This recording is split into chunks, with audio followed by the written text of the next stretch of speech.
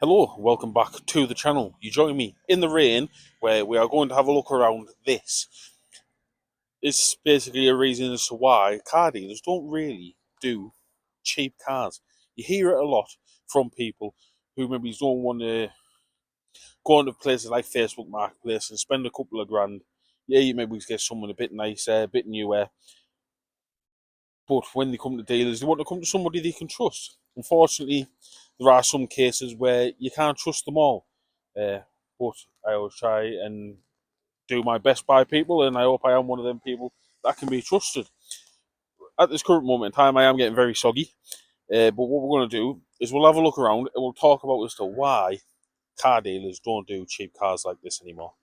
So what we'll do is, for starters, we'll have a look around. We'll see what we've got right in front of us, and we'll cast our eye over it and see what we can make of it. So this is my 2010 Ford Focus. This is the 1.6 TDCi flavour, the Z-Tech variety. Uh, Overall, this is a very, very nice little car. And personally, I think this has got lots of life still left in it. Uh, but unfortunately, it's not going to earn me money. Or it is going to earn me money, it's just not going to earn me enough to justify what has been done. But we'll cast our eye over it, we'll see what condition it's in. This one is fully prepared and ready to go. I have just photographed it. This is my photograph spot, which, as you can see there, it's quite a nice little spot. You can get some nice little pictures here. But overall, it is in good nick. It has had a full buff and polish. I've even gone to the extent of new wheel nuts and new centre caps as well, because they were a bit tatty and shabby. I have painted the sills because all the paint flaked off. They were starting to go a bit rusty, so I've just tidied them up a little bit. But then, see, round the back, in good nick. Parking sensors. There are a couple of little bits on the boot lid, and in the back, no parcel shelf. But it's 15, almost 16-year old. I think you can justify having the odd little mark here and there. In the back, again, another one, lovely condition. This one has had the works done to it. When I say the works, I mean the works. So we've had the front seats out, we've cleaned all the carpets, done a really nice job. All the seats have been wet vacked, everything's been dolled up and dialed in, and it looks really nice. Then down the side, you can see, look at that shine and that paintwork.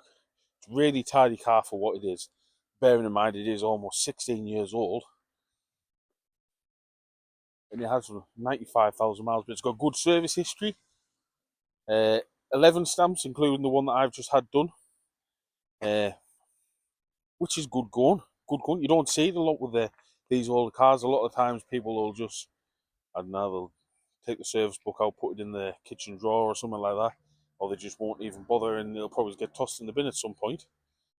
So as we're looking over this, you're probably thinking, why wouldn't a dealer want to do something like this? And unfortunately, it just comes down to that.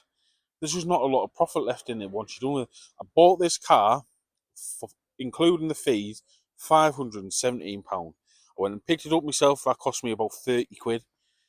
And then it came to the prep. That's where things started kind of taking a tumble and becoming a bit worse for wear, unfortunately. Now, it did have a few advisories on corrosion. I do know Ford Focuses quite well. They are quite notorious for being flaky on the subframes and things like that, but again, they're usually very solid. This one ended up having holes in the rear suspension arms. It's getting a little bit common, but at this sort of age, I wouldn't say it's overly common. You can normally get advisories on them for being a bit flaky and a bit crusty, but it's not overly common.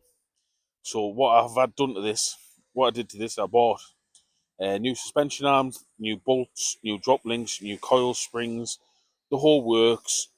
And as I said, the centre caps then and the wheel nuts. And I thought that would be it. But unfortunately, it wasn't. And it never is. So as I said, I've done the sills. got them tied up, took it down to the garage, and then they cast their eye over it and they were like, yep, we'll get it done. Now, these are common. These are what you call camber bolts, and I will try and show you them. They have camber bolts, which do have a tendency to seize in. Now, if I try and get down and show you, you will see all new suspension arms, new coil springs, new drop links. These are the camber bolts that we're talking about. But as you can also see, this has had a whole new rear subframing, because when they were wrestling with the camber bolts, the subframe ended up breaking. It wasn't rotten, it ended up snapping because, let's be fair, it would have took a lot of jip to get it out of there. Now, obviously, that wasn't all it wanted for its MOT. It's also had new rear brake shoes in the fitting kit. It's had a new bottom arm on the front. It's had a new rear shocker top mount. So it's had a bit of work done to it as well as that. Now, the rear subframe cost me £245. All the other bits beforehand cost me £150. And then it's had other bits, all the other suspension arms the garage got for me. And then it's had new bolts and everything on the back as well. It's had the rear shoes, fitting kit. It's had a new bottom arm, and some other bits and pieces and odds and sods. And currently, as it stands, as well as paying my nephew to valet it for me, paying him a wage, this thing's going to owe me £1,700 to £1,800, which really does just knock out any way of justifying doing it, because this is going up for sale for £1,995. Now, I am considering myself very lucky that this is still potentially going to make a profit. I say potentially because I put it up for £1,995. It doesn't mean at some point that it could end up getting reduced. It just could. It's just the way things are. Uh, it might not sell for £1,995. I could put it up for sale, and it could go within days. It's just luck of the draw, really. But I really think it is a nice car, and I really think it will do well for somebody. But yeah, unfortunately, it's just going to leave a sour taste in my mouth, because it's not going to make a lot of money, and it's had a lot of work and it's caused a lot of headaches to get it to this point. I thought I'd bring myself inside because it's getting a bit too much activity out there, and I'm sick of getting rained on. But it's a shame, because when I bought this, I was kind of like, because it was going through as a buy it now, which the vendor has a tendency to do. It was a virtue, if I remember correctly. They do have a tendency to stick them through as a buy it now,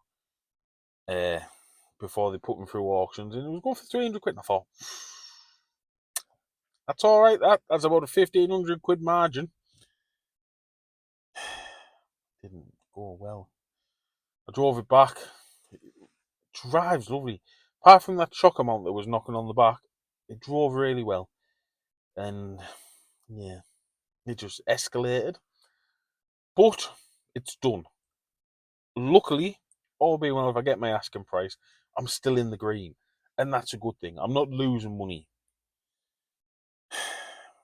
But when you consider things like all the work that's gone into it, all the aggro that it's caused, it just isn't justifiable. And then, unfortunately, there is the taxman to consider as well, and business upkeep and things like that. And unfortunately, by the time all that is taken into consideration, poor old me will be having bread and butter for me tea. Because bread and butter's not even cheap anymore, is it?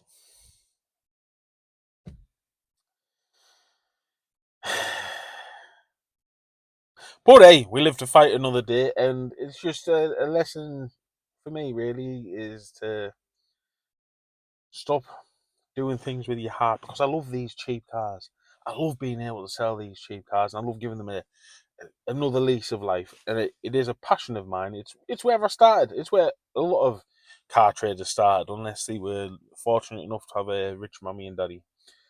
But a lot of traders start out this point, and it's where my heart lies. But unfortunately, the way of the world is, I'm not going to be able to stand here and say that I can do it for much longer selling these cheap cars. And a lot of traders get that way, and they're getting that way. They're kind of looking to say, because we're not even taking into consideration what happens after I've sold it. There's warranty periods, consumer rights. There's a time frame for that.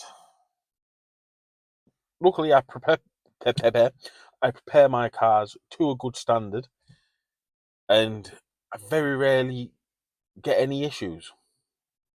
Hopefully, touch wood, that continues. And this could be one of them that doesn't have an issue.